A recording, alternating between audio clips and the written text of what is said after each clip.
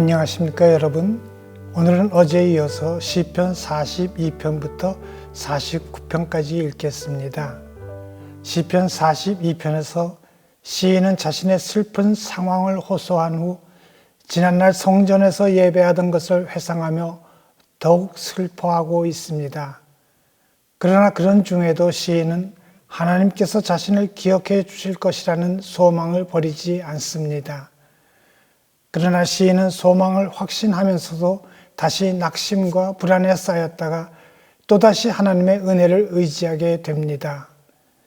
시인은 하나님께 원수 대적들의 비난의 아픔이 그의 마음을 상하게 했다고 하소연하지만 다시금 하나님의 도우시는 은총을 확신하며 찬양하고 있습니다.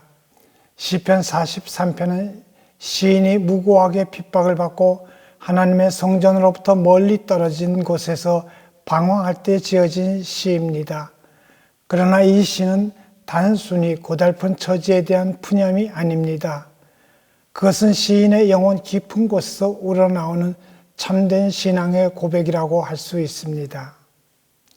시편 44편은 하나님의 도우심을 구하는 탄원시로서 특히 과거 이스라엘에게 베푸셨던 하나님의 구원 역사와 하나님의 무조건적인 사랑에 대한 회상이라고 할 수 있습니다.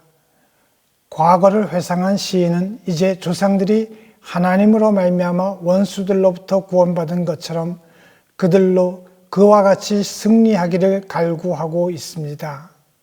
이어서 시편 45편은 그리스도와 그의 교회인 성도들과의 사랑을 노래한 것인데 이 시는 메시아의 성품에 대한 찬양과 더불어 하나님께서 그를 엄위한 승리자로 복주시기를 기원한 것입니다. 특히 시인은 성장한 신부의 영화와 예식의 장엄한 광경, 그리고 왕의 나라가 영원하며 만왕의 나라보다 승하기를 기원하고 있습니다.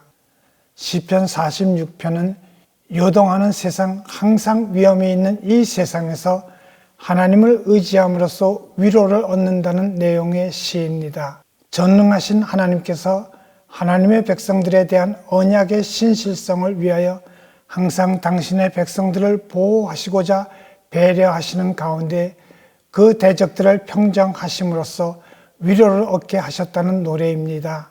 다시 말해서 끊임없이 요동하는 세상에서 하나님께서 그 백성들을 지키심으로 당신의 백성들이 견고하다는 것입니다. 이어지는 시편 47편은 온 세계의 왕이신 하나님을 찬양하는 시로서 왕의 취임식에 사용되던 시 중에 하나였습니다.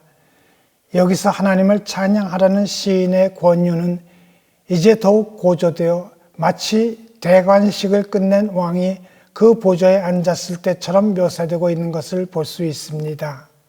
시편 48편은 하나님의 위대하심과 그에 대한 감사의 찬양으로 시작되고 있습니다.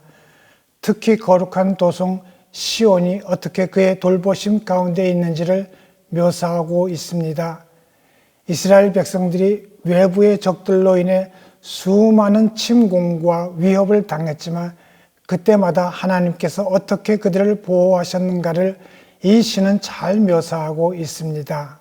시편 49편은 교훈적인 내용을 강하게 담고 있는 시로서 악인과 의인의 결국에 대해서 말하고 있는 시입니다. 즉, 비록 악인이 일시적으로 번영한다고 해도 그 결국은 멸망에 이를 것이라는 사실을 강하게 훈계하고 있는 시입니다. 시인은 인생이란 빈손으로 왔다가 빈손으로 가는 것이라는 교훈을 말하며 이 사실을 깨닫지 못하는 자는 짐승과 같다고 결론 짓고 있습니다. 오늘도 성령의 인도하심을 따라 주님 말씀에 순종함으로 말미암아 승리하는 삶을 살아가는 참으로 복된 여러분 모두가 될 수 있기를 간절히 바랍니다.